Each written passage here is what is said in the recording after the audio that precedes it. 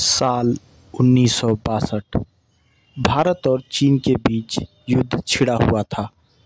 अरुणाचल प्रदेश का तवांग सेक्टर, जहां से दुश्मन हमारी भारतीय ज़मीन पर कब्जा करने की कोशिश कर रहा था।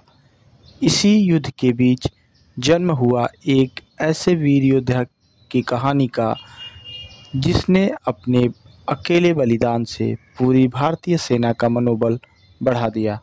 नाम था राइफलमैन जसवंत सिंह रावत। उत्तराखंड के पौड़ी गढ़वाल जिले के छोटे से गांव में जन्मा ये नौजवान भारतीय सेना की 19 गढ़वाल राइफल्स में शामिल हुआ और मां भारती की रक्षा के लिए सीमा पर तैनात हो गया। 17 नवंबर 1962 नूरा नांग की लड़ाई। भारत के केवल 100 जवान चीन के 600 सैनिकों के खिलाफ मोर्चा संभाले हुए थे, लेकिन हालात इतने कठिन थे कि सेना को पीछे हटने का आदेश दिया गया। तब जसवंत सिंह रावत ने एक ऐसा निर्णय लिया जो इतिहास में अमर हो गया।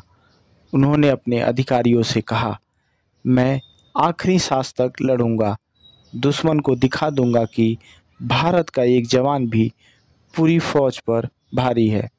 और फिर उन्होंने पीछे हटने से मना कर दिया। 72 घंटे तक, यानी पूरे 3 दिन तक जसवंत सिंह ने अकेले मोर्चा संभाले रखा।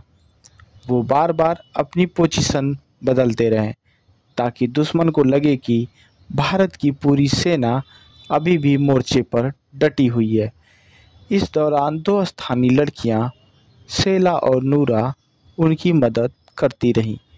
वे उन्हें गोला बारूद पहुंचाती और भोजन कराती।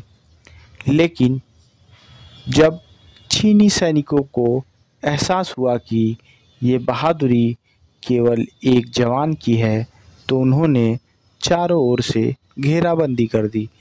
जसवंत सिंह ने अपनी आखिरी गोली खुद के लिए रखी और वीर गति को प्राप्त हो गए। उन्होंने प्राण तो त्याग दिए, लेकिन भारतीय तिरंगा झुकने नहीं दिया। भारत सरकार ने उन्हें महावीर चक्र से सम्मानित किया। अरुणाचल प्रदेश में आज भी एक पोस्ट है जिसे जसवंतगढ़ कहा जाता है। भारतीय सैनिक मानते हैं कि राइफलमैन जसवंत सिंह रावत आज भी वहां ड्यूटी कर रहे हैं। उनका कमरा जस का तस रखा गया है। उनकी वर्दी, राइफल और जूते ठीक वैसे ही रखे गए हैं जैसे वो कल ही ड्यूटी पर निकले हों। दोस्तों, एक जवान ने अपनी जान देकर हजारों की जान बचाई और हमें ये सिखाया कि जो अपनी मिट्टी के लिए लड़ता है वो कभी हार नहीं मानता। आइए हम सब मिलकर राइफलमैन जसवंत सिंह रावत को नमन करें। जय हिंद।